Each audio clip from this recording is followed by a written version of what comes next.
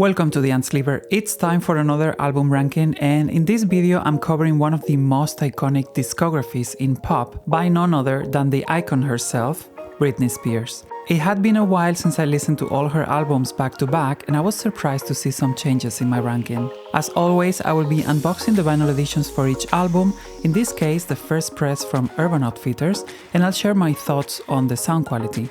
I have already done rankings of the discographies of Rihanna, Janet Jackson, Björk, and Missy Elliott, so be sure to check those out and subscribe if you enjoy my videos.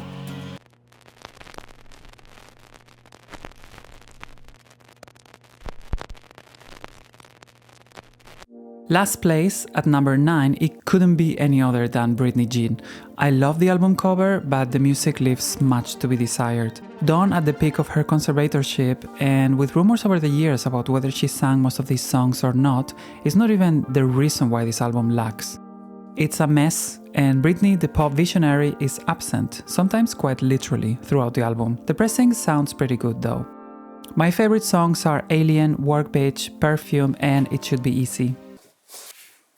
At number 8, I would place her debut, Baby One More Time. I know it's a classic album, but despite having very strong singles, I think there's some filler here. This is the second edition released by Urban Outfitters, and they added these glittery flowers to the cover, which is a nice touch.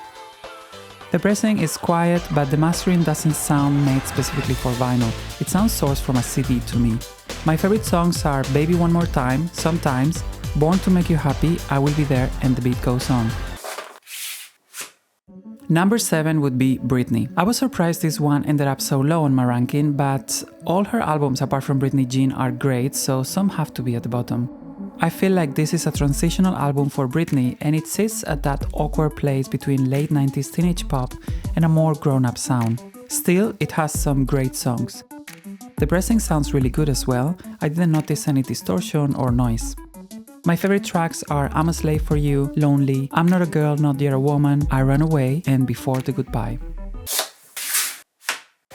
At number 6, I would place Circus. From this point on, I think all her albums are all killer, no filler, for the most part. I feel like this album is once again a transitional album that builds up on the sound that she started with Blackout and happens before the new EDM sound she would embrace in later albums. This pressing is possibly my favorite in terms of looks. The sound is quite good, one of her best sounding ones in my opinion. My favorite songs are Circus, Kill the Lights, Unusual You, Papi, and Phonography. Opening my top 5, we find her second album, Oops, I Did It Again. This is for me the ultimate teen pop album. It is also peak late 90s Max Martin sound and the album that springs to mind when I think of early Britney. Some of her most classic songs are on this album. This is also one of my favorite covers from her. The pressing sounds great. There are some pops on my copy but nothing too annoying. My favorite tracks are Oops, I Did It Again, Stronger, Don't Let Me Be the Last to Know, What You See Is What You Get, and Can't Make You Love Me. Number 4 is Femme Fatale. I know this has her fans divided, but it has always been an album that I thoroughly enjoy. She wanted to do a pure dance album and she delivered. Having EDM as the main sound, she mixed elements of dubstep, techno, and electropop to create a very immersive and fun album. The pressing sounds amazing, they did a great job with the mastering for vinyl. Not an easy task, given how metallic sounding the production in this album is. My favorite songs are Hold It Against Me, Inside Out, Drop Dead Beautiful, Criminal, and Up and Down. At number 3, Britney's most recent album, Glory. I adore this album, and it's clear she does too. She infused so much love into it, marking her return to a more relaxed tempo, influenced by the R&B sound she has always loved. I believe the album is exceptionally well produced, though the only misstep is Private Show, which I find quite annoying. The album is available in 2 editions with 2 different covers. This one was released in 2016, while the second edition came out in 2020. Featuring what seems to be the originally planned cover, which is quite evident in its symbolism. I mean, those chains. I prefer the 2020 edition in every way. The bonus tracks are all a fantastic addition to the album, and the new vinyl edition includes some inserts featuring images from the photo shoot with David LaChapelle. The sound is glorious on both pressings. It's probably Britney's best sounding album on vinyl. Overall, it's a lovely addition, with my only complaint being the omission of Slumber Party with Tinashe.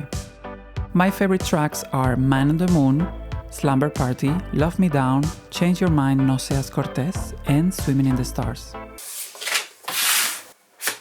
My top 2 is constantly switching, but on this occasion, Blackout came in at number 2. I would say this is probably Britney's most important and influential album, a masterpiece that changed pop forever.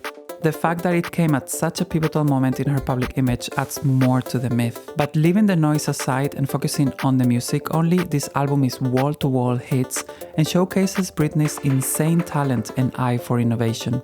The pressing sounds pretty decent, although there is a bit of surface noise and I would have liked a bit of a stronger bass. My favorite tracks are Gimme More, Break the Ice, Heaven on Earth, Get Naked, and Get Back. And finally, at number 1, my favorite since the first day I held the CD in my hands, In the Zone. This is possibly her most eclectic and experimental album. There is a clear influence from Janet Jackson, but Britney brings her quirk and bulletproof pop sensitivities to make it truly her own. Only Britney Spears could make an album like In the Zone and have it still sound current more than 20 years after release. The pressing sounds great, although there is some surface noise, expected considering they crammed 49 minutes into one disc. My favorite songs are Breathe on Me, Outrageous, Touch of My Hand, The Hookup, and Every Time. That's all for today's video. I hope you enjoyed it, and if you did, please share it with your friends, like and subscribe. And here's hope Britney gets back into music and delivers what I'm sure will be another masterpiece, but whenever she feels ready, of course. Let me know in the comments how would you rank Britney's albums. Thanks for watching and see you next time.